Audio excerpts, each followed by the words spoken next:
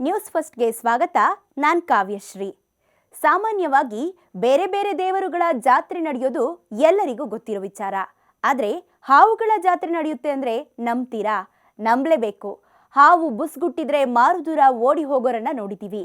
ಆದರೆ ಇಲ್ಲಿ ಗ್ರಾಮಸ್ಥರು ಹಾವುಗಳನ್ನು ಹಿಡ್ಕೊಂಡು ವಿಚಿತ್ರ ಆಚರಣೆಯಲ್ಲಿ ಭಾಗಿಯಾಗ್ತಾರೆ. ಮಕ್ಕಳು ಆಟಿಕೆಯನ್ನ ಹಿಡಿದು ಆಟ ಆಡುವಂತೆ ಇಲ್ಲಿನ ಗ್ರಾಮಸ್ಥರು ಜೀವಂತ ಹಾವುಗಳ ಜೊತೆ ಚೆಲ್ಲಾಟ ಆಡ್ತಾರೆ. ವಿಚಿತ್ರ ಏನಂದ್ರೆ ಈ ಆಚರಣೆ ಇಲ್ಲಿ ವರ್ಷಕ್ಕೊಮ್ಮೆ ನಡೆಯುತ್ತೆ.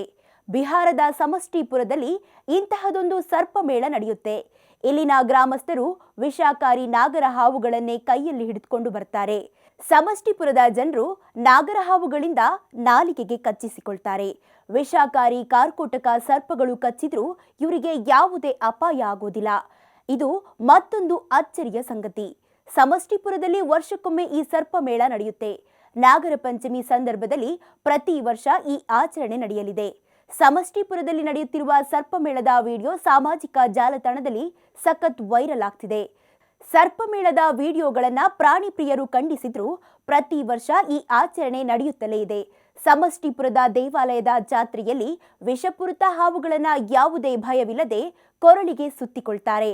ಹಾವುಗಳನ್ನ ಕೊರಳಲ್ಲಿ ಸುತ್ತಿಕೊಂಡೇ ಗಂಡಕಿ ನದಿಯಲ್ಲಿ ಸ್ನಾನ ಮಾಡ್ತಾರೆ. ಈ ಜಾತ್ರೆಗೆ ದೂರದ ಊರುಗಳಿಂದಲೂ ಭಕ್ತರು ಆಗಮಿಸ್ತಾರೆ. ಭಗತ್ ರಾಮ್ ಸಿಂಗ್ ಎಂಬ ಭಕ್ತರೊಬ್ಬರು ಬಹಳ ವರ್ಷಗಳ ಹಿಂದೆ ವಿಷಹರಿ ದೇವಿಯ ಸ್ಮರಣೆಯಲ್ಲಿ ನೂರಾರು ಹಾವುಗಳನ್ನ ಇಲ್ಲಿನ ಗುಹೆಗಳಿಂದ ಹೊರತೆಗೆದಿದ್ರಂತೆ. ಮುಂದೆ ಇದೇ ಜಾತ್ರೆಯಾಗಿ ಬದಲಾಯಿತು ಎನ್ನಲಾಗ್ತಿದೆ. ಸ್ಪೆಷಲ್ ಸುದ್ದಿಗಾಗಿ ನೋಡ್ತಾ ಇರಿ ನ್ಯೂಸ್ ಫಸ್ಟ್, ನಿರ್ಭೀತಿಯಿಂದ ನಿಮ್ಮ ಪರವಾಗಿ.